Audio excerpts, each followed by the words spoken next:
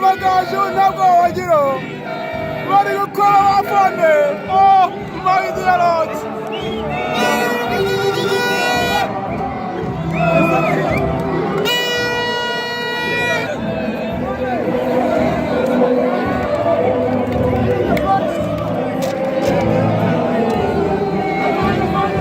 ku isabukuru y'Amagaju y'imyaka 90 Amagaju abashe gutsinda Piero igitego cy'Ikubise cyatsinzwe n'umusore witwa Edouard.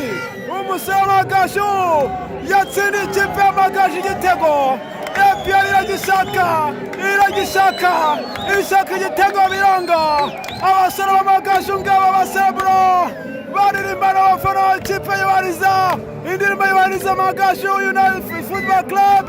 Abafana b'Amagaju bishima, abafana b'Aperi basoberwa. Oh my dear Lord, Piero yasaba gutsinda igasigaza amanota abiri yonyine. Inaniwe kwikura ihuye. Inuma y'Uburundi yatumye u Rwanda ngo huguha. Inuma y'Uburundi yatumye Uganda ngo huguha. None Amagaju afashanya mukandagira yikubita igitego kimwe kubusa. Oh my goodness, oh Lord, you're so crazy. Abafana b'Amagaju ngo bidahagije bakomera bafande bavuga bati dear Lord, umupira.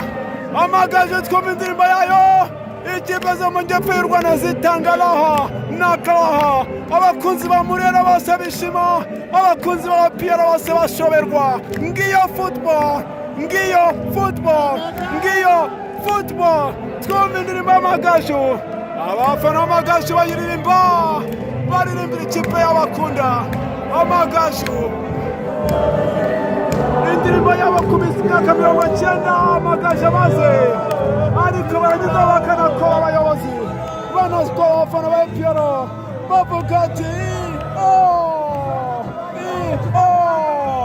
that's a football, that is football. Amanota 5 y'ikinyuranyo hagati ya Aperi na Rayon Sport agumyemo. Ngiyo kipe y'agaciro barayo. Amagaju for you, Amagaju forever. Oh la la, that's a football. This is the football. Igitego cyatsinzwe n'umusore witwa Edouard. Maze Aperi buri gitego pe iragishaka ariko kiranga. Amarisa Nyangabo umutoza w'Amagaju ubwo yamenyaga na Rayon Sport baramuganije n'ikipe ikomeye Kigali. Aravuga ati nako n'ikipe ikomeye mu Rwanda, arabwira ngo hoya ahubwo nganije n'ikipe y'Kigali gusa. Ngaya nguko, stay with us kuri Tuza TV. Chenya Msijani Brian Amagaju baserebura, Aperi bose bibaza bati n'ibiki bitubayeho. Umusore witwa Edouard baramuteruye bavuga ati ngwino tuguhera halaklaha. Stay with us kuri Tuza TV. Msijani Brian, God bless you all. Mwe twabanye mwese, Imana ibahe umugisha cyane. Turakomeje kandi imihigo myinshi. Thank you very much.